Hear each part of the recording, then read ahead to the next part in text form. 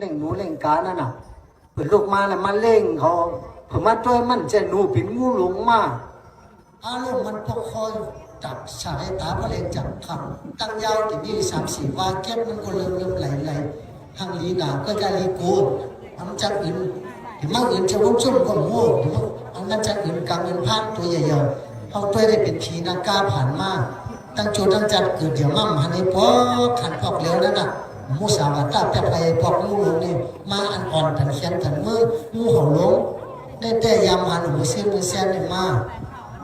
มันนำมาอยู่จอมมานอนที่หัวนอนเท่ากับมีงูเห่าลำหลงนั่นถันเขียนในเจ้าหูโขอันนั้นเยอะแล้วเล็กหรือเสาได้ยังเนี่ยอันนี้เสาได้ยังไงเนี่ยอารมณ์มาแต่มาว่ามานอนโคตรอยู่ที่น้ำกับที่ไหนก็ย่ำเอาพายกพายัดกับแพทย์ที่พวกที่ไหนก็ได้มาเผื่อแพทย์ทานกระทองเป็นงูหลงพวกตักฉากที่ไหนเลยพวกฉากเมียตีนออกมางูในพวกมันในลิ้นมันจมเฮามันเตยมันถ่อมเสียว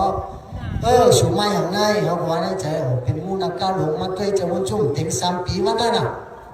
เป็นถึง3 เดือนเด้อมากกว่าเดียวใกล้กับสูงเดียวเหมือนกันเขาก็โกรธแต่โกอันหนากันเดินตัวสุดตัวใหญ่ตัวลงนะฮะเกิดมามันสวยใหญ่นั้นได้ถ้าอยากนำไปสู่นาพัฒนาดีเป็นมูโกกับสิ่งกรรมทำไม่อยากนำมันอยู่จอมอ้อนี่จะหึงอยู่เป็นครึ่งชั่วโมงเถอะไม่อยู่ปั่นกาปั่นม่านตามเตอแขกจงของเลยอารมณ์ก็จะนะอยากนำไปก็มันขึ้นเหลือเขาหูเหี่ยวทำนั่นสิงูธรรมดาเป็นนักการมาเดี๋ยวเต้เนี่ยเสียไรมันเมียนหมักกองยืดมันจะเสียไรมันเมียนเนี่ยว่าแค่พางถ่ายได้พอมีแค่พางมันจะหมักกองยืดจะมาทำพินแค่พางยักได้แค่พางยักแซ่บในมันเนสูจำนั้นจะว่าจุ่มหมอแพทย์หมอเลี้ยงแพทย์หมอแพทย์เขาถึงหลักซีจะไหนพอสมอยู่ว่าเมื่อถามผีบางผีมันก็ได้มาซ้ำวันเหลือ12 มนนั่นเมื่อ2 ปีพ้นมาได้คนหัวยาวพงยงพระดังปู่ยองมาว่าเป็นไงเขาก็ว่าได้คนหัวก็ได้หลุมมัดชอบเหมือนเจ้าอย่างว่ามันจริงถูกนั่นเจ้าเวลิเซนนะเจ้าอย่างว่าเจ้าทัดสีเขาว่านั่นน่ะเจ้าทัดสีทัดน้ำมันเจ้าสีทัดนะเจ้าทัดสีเป็นน้ำมันเจ้าสีทัดใจอยู่หัวนั่นน่ะมันมัดเห็นจังอยู่นั่นเป็นปงยงเอาไว้เขาจะอธิษฐานพวกเขาชนได้เป็นเจ้าพระราถึงแบบแต่ปีสันสักคนเต้บารมีเขาเต็มทนเต้ไหนก็มันมัดจอกหันก้อยละผีมันเจ็บเขามัดเขาก็นอนการเดิน12 มนนั่นมันออกว่าปีไหนก็12 มนน่ะแล้วออกมาก็ในเขาคนกลางคืนเองออกมางูกันพวงลงใหญ่ตันเขียนออกมาอยู่ในธรรมะเกียวอยู่พัดตูน่ะมาในพวกงูกันพวงลงเกิดเดี๋ยวมาหัน2 พวกอาสัก7 ปีพวงต้องแหล่งงูกันพวงนับตอนอาสัก7 ปีนี่หันมาเป็นหลวงพวงหนึ่งแล้วมาหันมาสัก50 เก่าในพวงหนึ่งออกมางูกันพวงสูงมากได้มาสูงมาย้อนกู้สูงมากำสินอยู่ช่องเจ้าวุ้นชุ่มมันก็ทำต่อได้ใจเลยแต่พอดันก็เลยเขาอยากนำแค่นอนน่ะแค่รับน่ะโอ้โหซ้ำเจ็บโหคนเจ็บ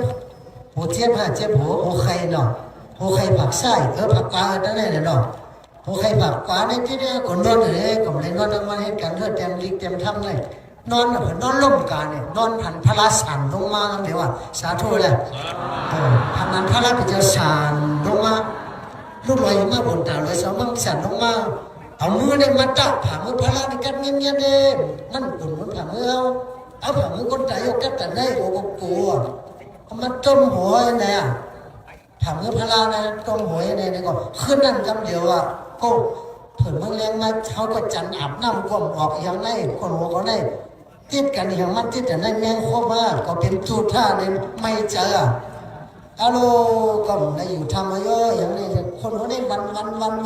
ติดกันเลยคนหัวโจกีก็เจอในมันฉันกันมันนอกข้างสาพอสู้อะไรก็มาปั่นห้องเนมเดี๋ยวเขาให้ไปเนี่ยพอตายเดี๋ยวให้หัวสำเร็จเนี่ยให้หัวนะพอสู้อะไรเอาคนหัวเขามาแก้ผีแก้คนอะไรอย่างนี้มันเป็นก่อนไม่กำเดียวล่ะดีอามเต้เป็นเจ้าพระราชเรียกสาธุอะไรสาก็ได้เหลือ12 วันนั่นมันจะว่าขอดพันวันกันไว้เหมือนตั้ง2 ปีเต็มยุงปู่เหยาลงไว้ ก็ห้องหวีชุมนาก็ห้องสุกชิดชุมน้ำแนวเว้ยลูกลับลับเพลินแต่น้ำแจ่มทำน้ำลายลูกลับเพลินอะไรน่ะชุมน้ำแนวน้ำหาหยาบของพอน้ำเข็มน้ำอาบแน่ไอ้น้ำหนาโลขั้นทำมาก็กันไหนใครเคยโหจอบเนี่ยเที่ยวกันไหนมางูกันฟังมาเมืองเลี้ยงมาก็ขลุ่นเตี้ยสันกันตัวนั้นมาเยากันไหนใครเคยเต็มอีกเต็มคำจะเอาเต็มดูลิกใต้